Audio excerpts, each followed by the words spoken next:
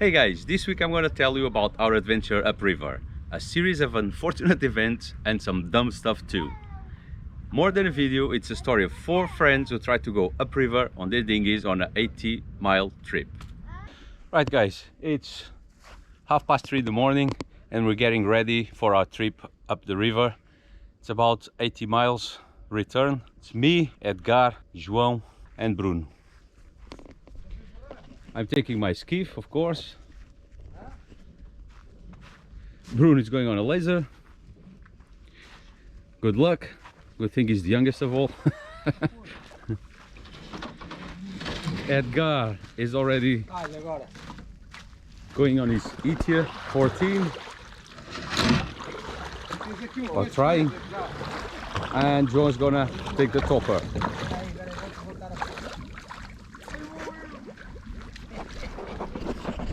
So there's not much wind at the moment and the forecast isn't that much better, but I've got my long oars, so maybe this time I get to row my skiff. See you in a minute. Valada is a little town some 40 nautical miles up the Tagus River. We have sailed there before on our dinghies and it took us about 12 hours. There was hardly any wind that day and we even had to paddle. So, the plan for this trip. We will leave Gaio with the ebb, while we still have water to sail, and stop at Rat Island. Since there's hardly any wind, we will wait for 4 hours and then leave just before the flood. If all goes well, we will enter the river as the tide turns and we will go upriver with the current. Okay, we have reached Rat Island. We have sailed there about, well, an average of 1.4 knots, but luckily now we've got a nice breeze.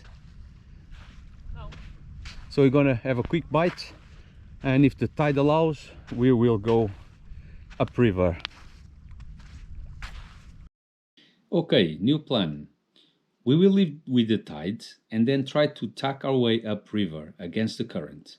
These are big tides, so the current will be strong, maybe about 3 knots if we manage to stay away from the main canals. If we could go past the bridge before the tide turns, we will have gained 10 miles and we will have the full 8 hours to reach Valada on the flood.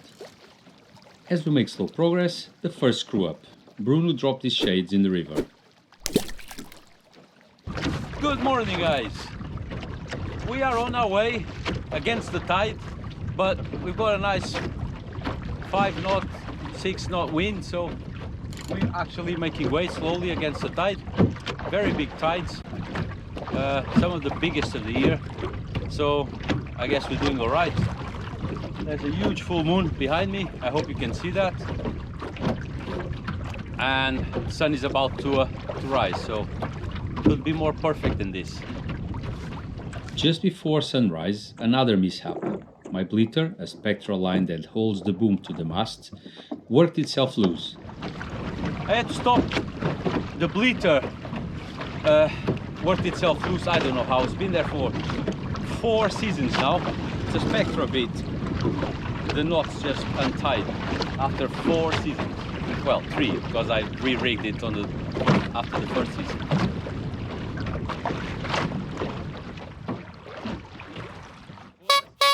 Também acontece tudo nesta viagem. Agora estou a ver a vela está laça, não está agarrada à verga, olha lá. And because there's never 2 without 3, the spectra holding the sail to the yard broke where it usually is pinched between the yard and the mast. Maybe it's time I bring Forager home for maintenance. I guess 3 seasons without any work done to it, it's proving to be too much. So another stop and another quick fix. During all this time, Bruno never stopped and was well ahead now. João was ahead, but close enough, and Edgar was a bit behind. They hit you as the hull's deeper in the water and doesn't like sailing against the current.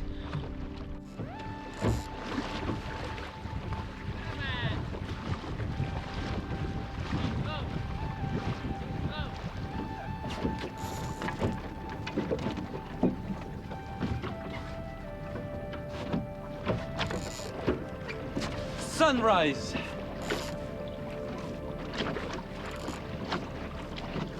Doesn't get much better than this.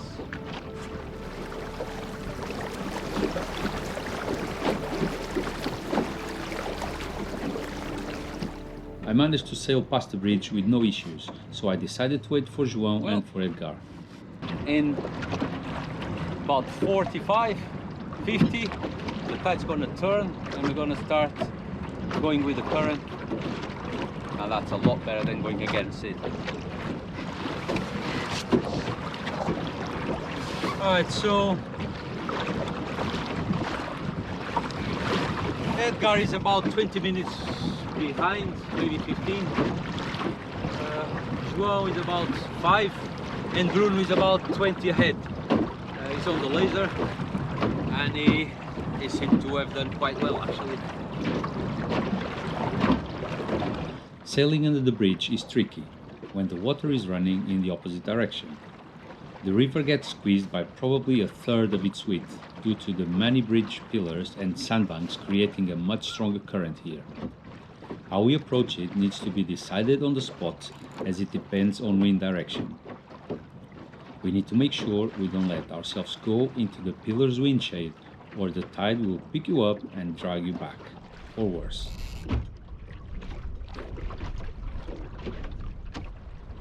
João sailed past it after a couple of approach attempts and he carried on to meet Bruno. Bruno called me and said he would tie the laser to a buoy and have a rest while he waited for us. I stayed back waiting for Edgar now. The current is particularly difficult for the Hitia, and since he can't tack quickly, he had to make sure he would do it in one go, which he did, but he never managed to get much distance from the pillars, and in the direction he was sailing he couldn't gain any ground upriver. This was a problem, as he was sailing towards the deep canal, which would only make it worse. And so it did. He got sucked back under the bridge to the other side again. He made one more attempt, but no luck, so he decided to sail across to Lisbon. By then, the tide would have turned and he could safely cross under. I sailed in a different direction, so I could meet with João and Bruno. And if you think things weren't going well... Okay guys, major setback. Bruno lost the rudder on the laser.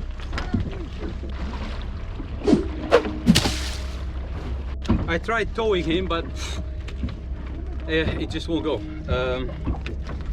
We're considering either going back. He doesn't want to, he just wants to go back on his own. I'm not exactly sure we should let him go. It's still probably 6 nautical miles without a rudder. Even running, I don't know how the hell he's gonna steer that. He's trying to jury rig just a rudder with a small paddle, so he can steer the boat while running. No cordão do Traveller, depois a pagaia torces para ficar uma laçada, para o leme ficar ao meio, não consegues.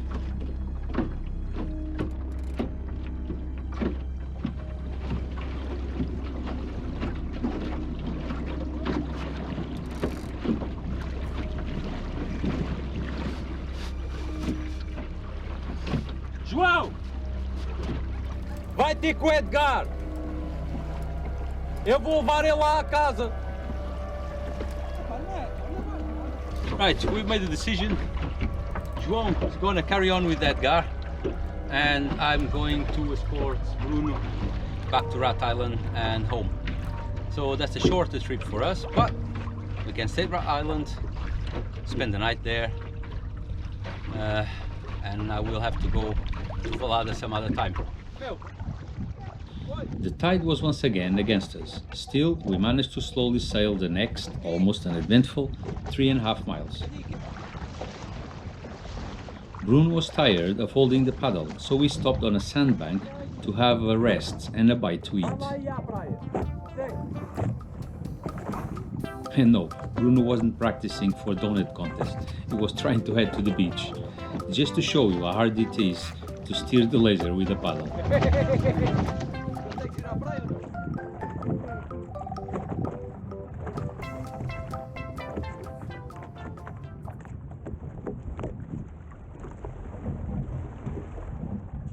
And it was time to get moving again. We tried to stay close to the shore, both for safety and for the slower current there. Still, it was slow progress. And as the wind died down, we had to find alternatives. So I got the oars ready and I only have one fork aboard, as the other fork was on its way to Valada aboard João's topper. More on that later. So I had to use a stick and some string so that I could row, as I was going to tow the laser. The string was a bit too tight, not allowing the oar to move freely, but it soon gained some slack.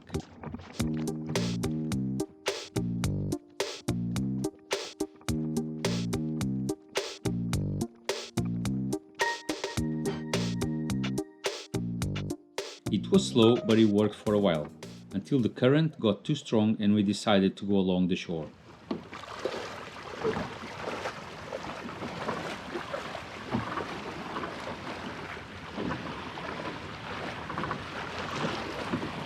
Right guys, not enough wind to go against the tide, so we're gonna walk our boat. And so we did, but just under a mile. The sun was still high in the sky and the temperature around 103 Fahrenheit. What a beautiful weekend it would have been in Valada. But we still had a while to go back to Rat Island, of course. This here is the Air Force base, so we cannot be here. There's a gentle breeze starting to blow again, so we will soon jump aboard before they come in. Well, hopefully not arrest us, just tell us off. There goes Bruno.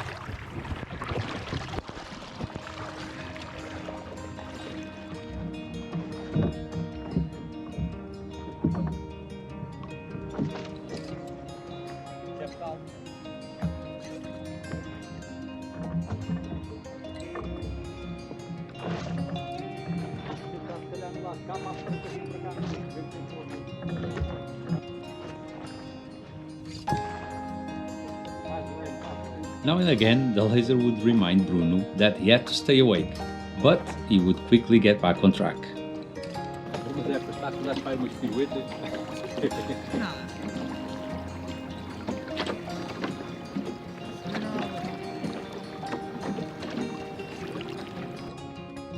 And I thought, why not deploy the drone?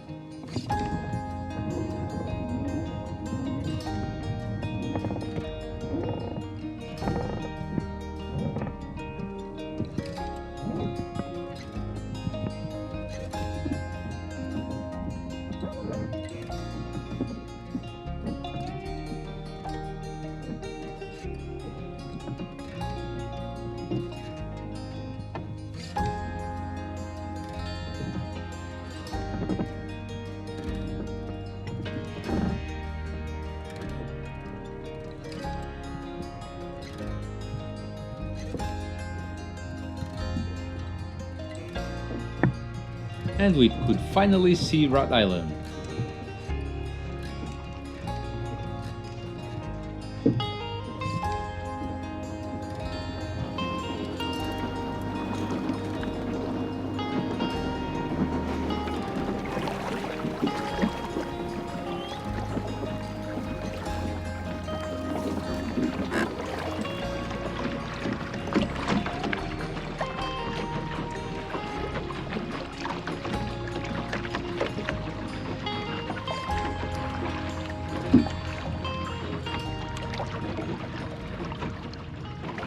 If you're wondering why I have this here instead of the proper piece, it's because when Bruno lost the rudder, I used that as a weight to see how deep the canal was.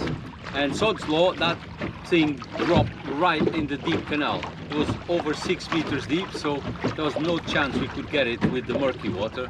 Then when João left to go upriver, he took it with him. So I had to row with a stick in there.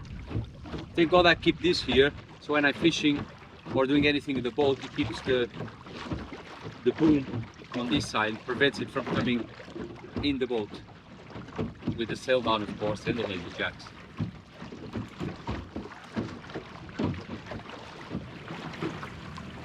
And we're getting close to Rat Island now. I don't know what's gonna happen with Edgar and João.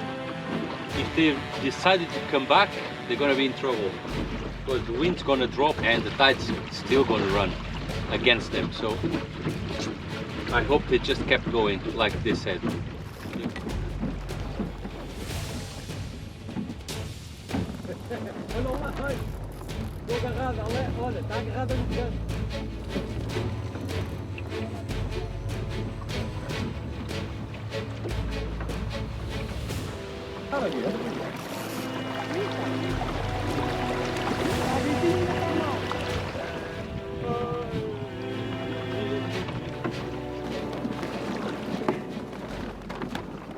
Não me digas que é agora que estás a cambalhota.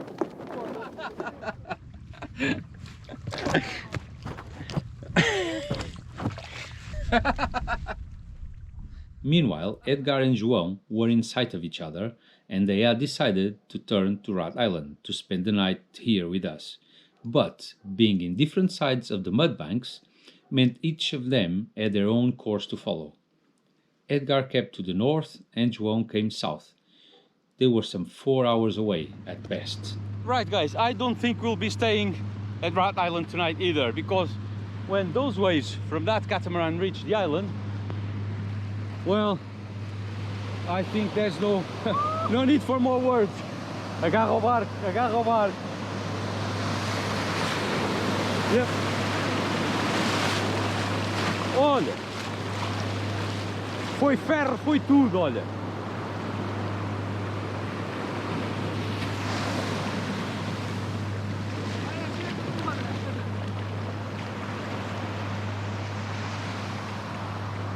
Even my anchor was washed off.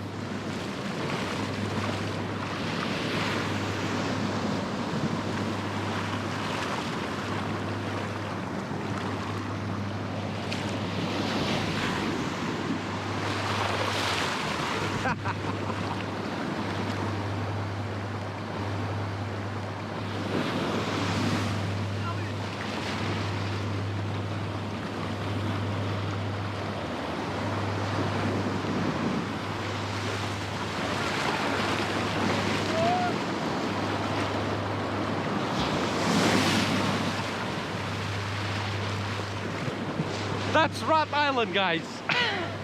Believe it or not.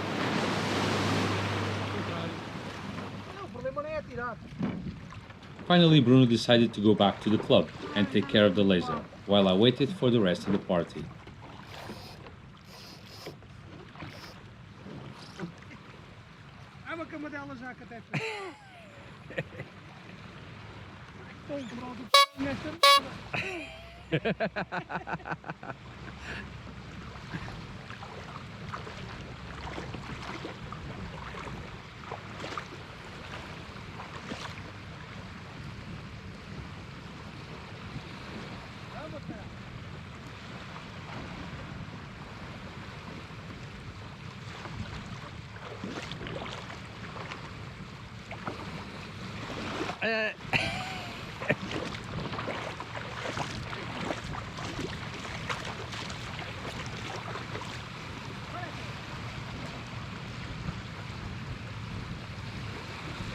Hey, ganda reis.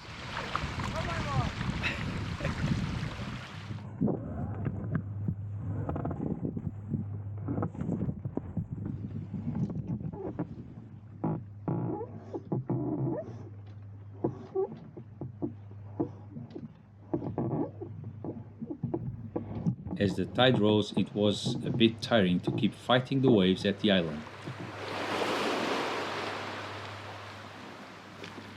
So when I saw the topper sail in the distance, I left the island to meet him.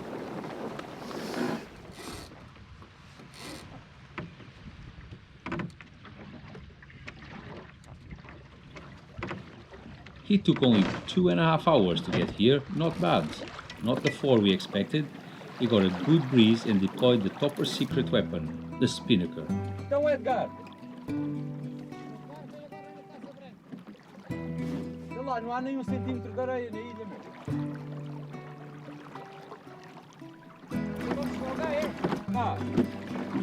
In retrospective, we all should have stayed together at all times, easing shit if needed. like we did last time we went upriver to Valada. But I'll try again, hopefully soon. Hope you enjoyed our short adventure. We managed to do the most difficult trip possible, against the tide on the way up and again on the way down, with almost no wind and 103 degrees. We sailed for nearly 12 hours straight, which should have been more than enough to reach Valada under normal circumstances. But we didn't, so in the end our only achievement was to return home unharmed, which is always the #1 objective. Guys, stay safe and I'll see you soon.